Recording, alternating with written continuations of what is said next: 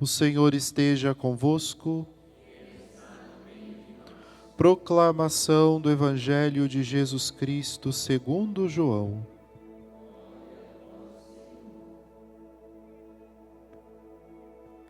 Naquele tempo, Jesus foi para o outro lado do mar da Galileia, também chamado Tiberíades. Uma grande multidão o seguia, porque via os sinais que ele operava a favor dos doentes. Jesus subiu ao monte e sentou-se aí, com seus discípulos. Estava próxima a Páscoa, a festa dos judeus.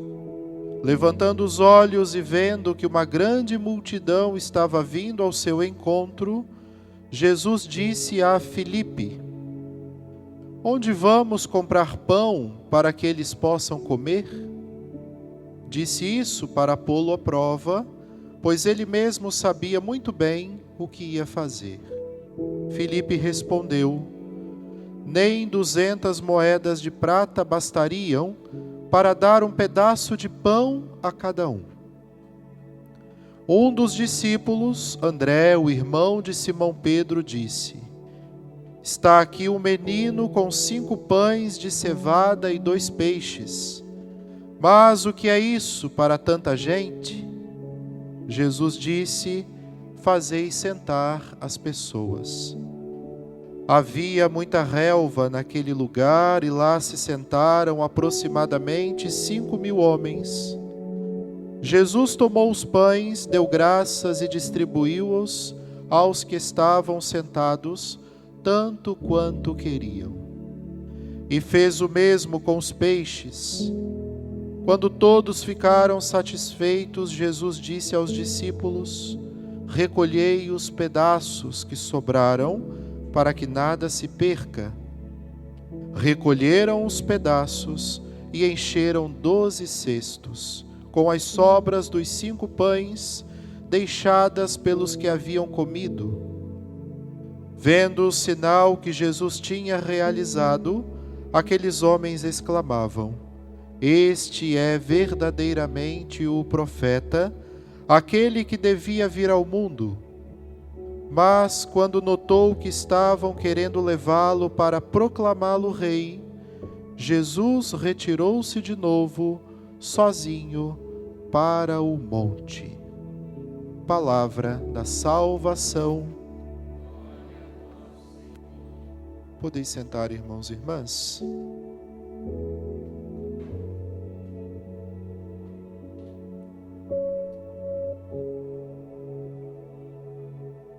Querida irmã Amélia, acho que é só a senhora agora de manhã, né? Amado povo de Deus, queridos familiares que trazem as crianças para o santo batismo, nós conseguimos enxergar de maneira muito clara pela segunda leitura desse domingo, que é Paulo escrevendo aos habitantes de Éfeso, a constância da identidade divina. O que isso significa? Que Deus não mudou, Deus não muda e Deus não mudará.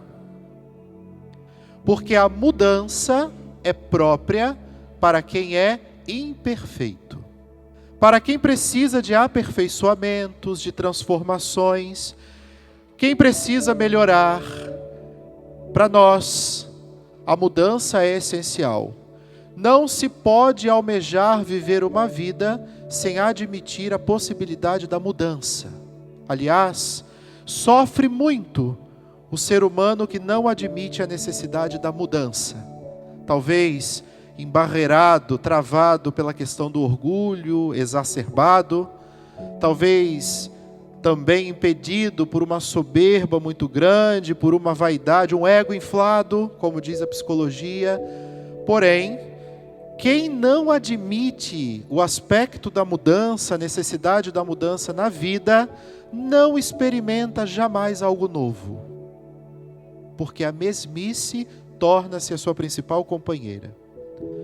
E hoje o Senhor nos aparece na segunda leitura, pela fala de Paulo aos habitantes de Éfeso, como um mesmo Senhor.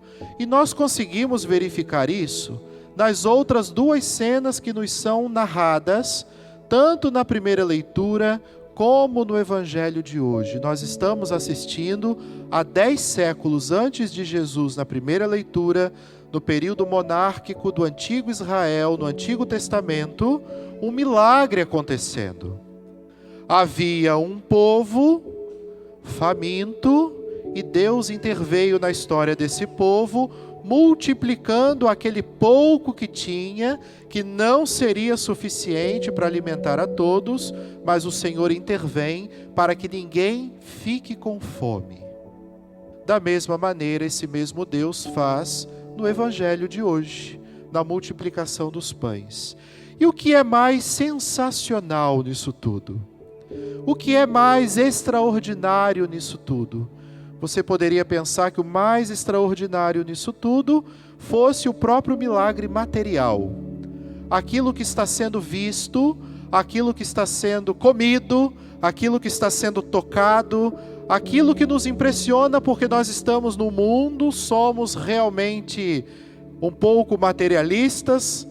Nós, às vezes e quase sempre, abandonamos as coisas mais importantes da vida em vista de coisas que são importantes, mas são menos importantes, porque nós sabemos muito bem que as coisas mais importantes da vida, elas não podem ser vistas, elas só podem ser experimentadas, elas só podem ser sentidas e elas só podem ser acreditadas. As coisas mais importantes da vida, meus irmãos, elas não podem ser tocadas, elas não podem, o nosso tato não consegue perceber, mas o nosso tato consegue fazer com que nós façamos a experiência de algo que nos remeta às coisas mais importantes. E a palavra de Deus tem essa função para nós, nos apresentar coisas palpáveis, para que por meio delas nós enxerguemos as coisas mais importantes que estão por trás delas. E nessas cenas, o que será mais importante? Será mais importante o alimento que é multiplicado, ou é mais importante um Deus que multiplica os alimentos? A liturgia de hoje quer nos apresentar a importância de um Deus que multiplica os alimentos. Sejam eles quais forem, seja a quantidade que for, seja para o público que for. E a sobra reflete exatamente um Deus que se preocupa não somente em nos saciar pontualmente na história. Não, o Senhor me sacia, o nosso Deus é um Deus que me sacia somente neste domingo. É um Deus que me sacia somente nesta missa. É um Deus que me sacia somente nesse acontecimento da minha vida. Não, as sobras dos cestos dizem para nós que o nosso Deus é capaz de saciar as necessidades da nossa vida constantemente. Porque o nosso Deus é o mesmo Deus ontem, hoje e sempre. O nosso Deus se fez no passado e faz hoje, fará sempre que nós precisarmos.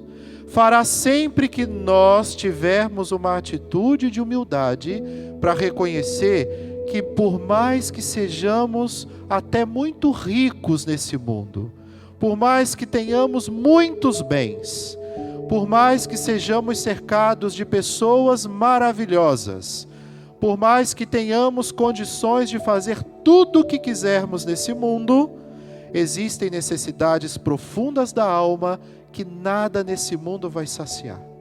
Somente a presença de Deus e mais nada.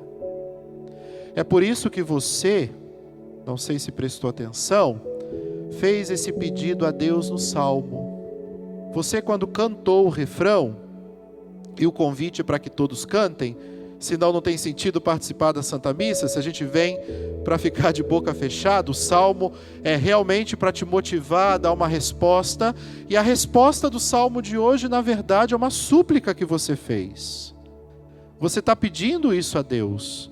Você está falando, saciai os vossos filhos, Senhor.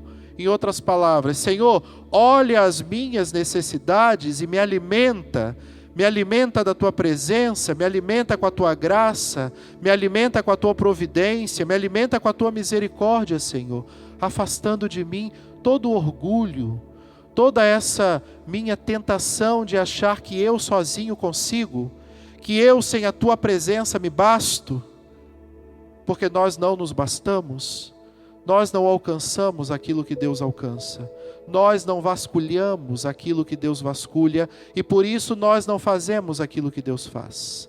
Deus é Deus, nós somos nós, e o Senhor quer nos saciar para provar para nós a sua presença em nossa vida, irmãos. Então, se nós podemos dizer que a vida espiritual possui uma inteligência, poderíamos dizer então que a maior atitude de inteligência que a vida espiritual pode alcançar é chegar ao momento de reconhecer o quanto nós precisamos de Deus todos os dias. Em todos os momentos e circunstâncias da vida, se nós conseguíssemos reconhecer isso e pedir todo dia pelo menos: Senhor, me sacia as minhas carências, sacia as minhas necessidades, sacia as lacunas da minha vida que a minha própria história me causou. Se eu conseguir fazer isso, eu já vou estar dando abertura no meu coração para Deus realizar muitas coisas incríveis na minha vida. E aí, a multiplicação que eu vou fazer experiência não é de pão nem de peixe material, mas é das inúmeras graças que a presença de Deus na vida de alguém pode provocar. Então, vamos pedir a Nossa Senhora, a nossa Mãe, que possa interceder por nós, para que não sejamos corações duros, que não sejamos corações fechados para a graça do nosso Deus, que demos pelo menos uma chance para Deus nos mostrar o quanto Ele se preocupa e nos ama, e que pela poderosa intercessão também de São José, nós alcancemos essa consciência. Louvado seja nosso Senhor Jesus Cristo.